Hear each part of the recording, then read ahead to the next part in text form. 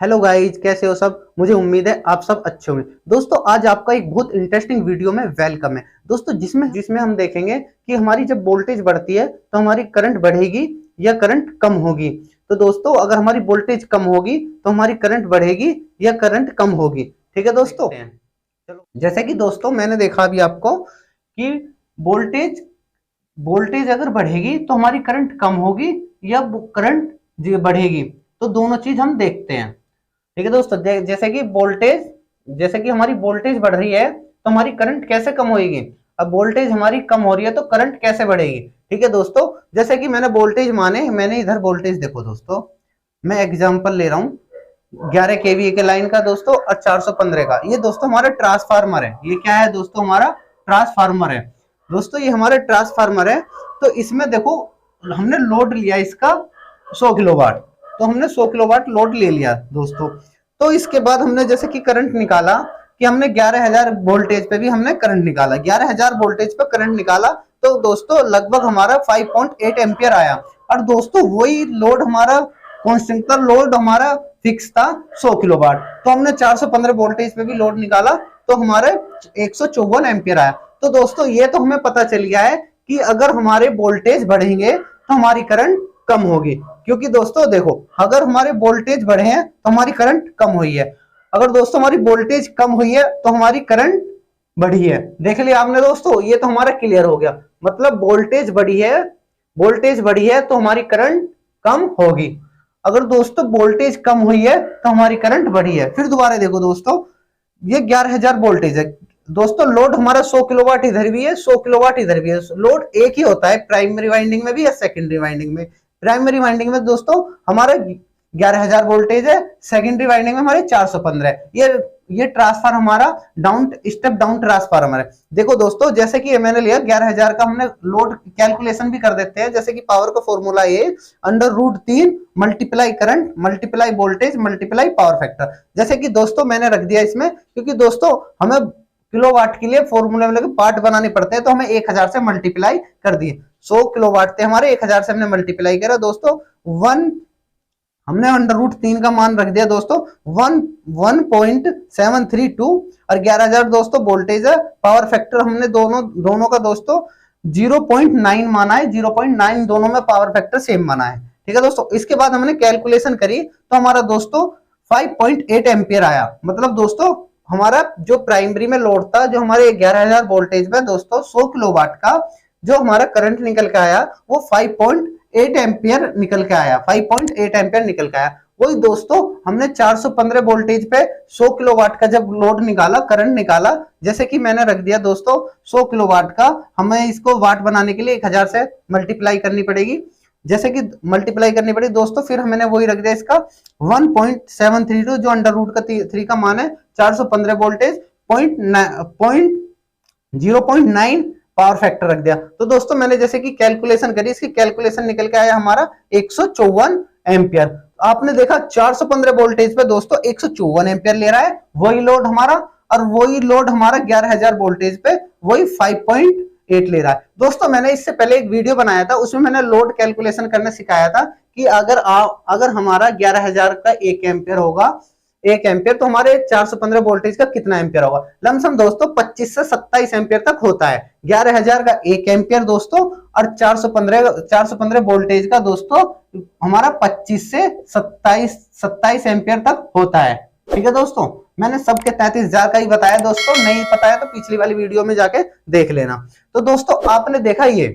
तो दोस्तों देखो, अगर हमारी मतलब देखो दोस्तों ये कब होता है कि हमारी वोल्टेज बढ़ती है तो करंट कम होता है, और वोल्टेज कम होती है तो करंट करंट हमारी इंक्रीज होती है।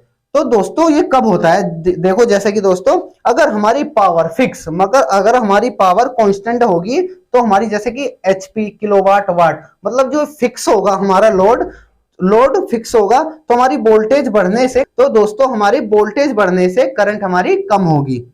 और अगर वोल्टेज बढ़ने से करंट हमारी कम होगी और वोल्टेज कम होने से हमारी करंट बढ़ेगी। जब दोस्तों ये कब होगा, जब हमारा लोड फिक्स होगा, तब हमारा दोस्तों ये सिचुएशन होगी। जैसे कि दोस्तों वोल्टेज बढ़ेंगे तो हमारी करंट कम होगी और वोल्टेज कम होंगे तो हमारी करंट ज्यादा होगी। तो ये हमारा जब लोड हमारा फिक्स होगा दोस्तों, ये तब होगा। अब दोस्तों हम देखते हैं कब, जब हमारी वोल्टेज बढ़ती है तो हमारा करंट कब बढ़ता है, और वोल्टेज घटती है तो हमारा करंट कब घटता है। तो दोस्तों ये ओम्स लॉ के नियम है कि दोस्तों उनके नियम के अनुसार दोस्तों, जैसे कि ये रिलेशन बता रहा है हमारा वोल्टेज और करंट का। तो दोस्तों जैसे कि हमने माना, ये दोस्तों ओम्स लॉ का फॉर्मूला है दोस्तों। अगर आपको ओम्स लॉ का नहीं पता अच्छी तरह से दोस्तों, तो मैं इससे अगले वीडियो ये बना दूंगा ओम्स लॉ के नियम के ऊपर, ठीक है दोस्तों। तो हमने जैसे कि ये रेजिस्टेंस माना हमने दोस्तों, जैसे कि दोस्तों इसका पहले बताता हूं ये कैसा होता है कि अगर वोल्टेज हमारी बढ़ती है तो हमारी करंट भी बढ़ते हैं, अगर वोल्टेज हमारी कम होती है तो करंट भी हमारी कम होती है। देखो दोस्तों, अगर हमारी, देखो पहले इसका एग्जांपल देख लेते हैं। जैसे कि दोस्तों हमारा ये रेजिस्टेंस लगा हुआ है, ये हमारा रेजिस्टेंस लगा हुआ है, हमारा रेजिस्टेंस 10 ओम का है दोस्तों। इसकी करंट निकाल देते हैं। करंट के लिए दोस्तों ये हमारा ये फॉर्मूला है दोस्तों करंट के लिए। जैसे कि करंट निकालने के लिए हमें क्या करना है, वोल्टेज दोस्तों मैंने इसमें 20 वोल्ट माने हैं ताकि कैलकुलेशन छोटी हो, 20 वोल्ट माने हैं। और दोस्तों मैंने ओम कितना, रेजिस्टेंस कितना माना है, 10 ओम का माना है दोस्तों। तो दोस्तों जैसे कि मैंने इसे डिवाइड किया, 0 से 0 गए 10 दूनी 20, तो दोस्तों कितना आया हमारा 2 एम्पियर आया, मतलब 2 एम्पियर हमारा आया। अब दोस्तों हम इसकी वोल्टेज बढ़ाते हैं, क्योंकि इसकी वोल्टेज बढ़ाते हैं। तो हमने दोस्तों जैसे कि वोल्टेज हमने 30 कर दी, 30 वोल्ट कर दिए। हमारा दोस्तों रेजिस्टेंस वही है, हमारा 10 ओम का, जी 10 ओम का रेजिस्टेंस है। जैसे कि हमने इसे डिवाइड कर दिया तो ये 3 एम्पियर। तो देखा दोस्तों आपने, मतलब वोल्टेज बढ़ रही है तो हमारी करंट भी बढ़ रही है। अगर वोल्टेज कम होती तो हमारी करंट भी कम थी। आपने देखा हमारे वोल्टेज कितनी थी 20, हमारे कितने वोल्ट थे 20 वोल्ट थे, तो हमारी करंट थी 2 एम्पियर। अगर हमारी वोल्टेज 30 हुई तो हमारा करंट कितने हो गए 3 एम्पियर, मतलब वोल्ट बढ़ी है। दोस्तों ये कब होता है, ये जब होता है अगर हमारी रेजिस्टेंस फिक्स, मतलब अगर हमारा रेजिस्टेंस मतलब प्रतिरोध अगर हमारा फिक्स हो, जैसे रेजिस्टेंस हमारा कांस्टेंट हो, तो हमारी दोस्तों वोल्टेज बढ़ने से करंट बढ़ेगी, मतलब वोल्टेज बढ़ेंगे। जैसे कि आपने देखा अगर हमारा रेजिस्टेंस दोस्तों फिक्स है कितने 10 ओम का, तो हमारी वोल्टेज बढ़ने से करंट बढ़ेगी, और वोल्टेज कम होने से करंट हमारी कम होगी। जैसे कि आपने देखा 20 वोल्ट लिए हमने तो दोस्तों 2 एम्पियर आया करंट हमारा। अगर हमने 30 वोल्ट लिए तो हमारे दोस्तों 3 एम्पियर आया। दोस्तों अगर आप इंटरव्यू में ये पूछेगा कि ये कब होता है,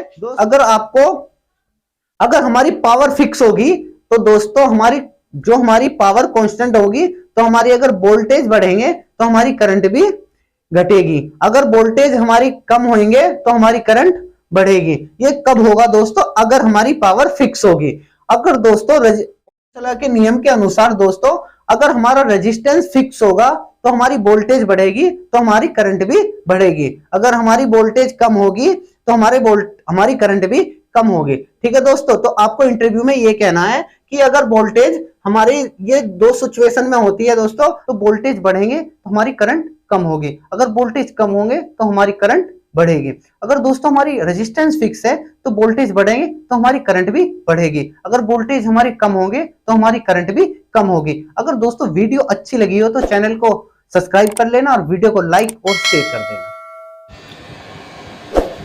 प्लीज चैनल को सब्सक्राइब करें।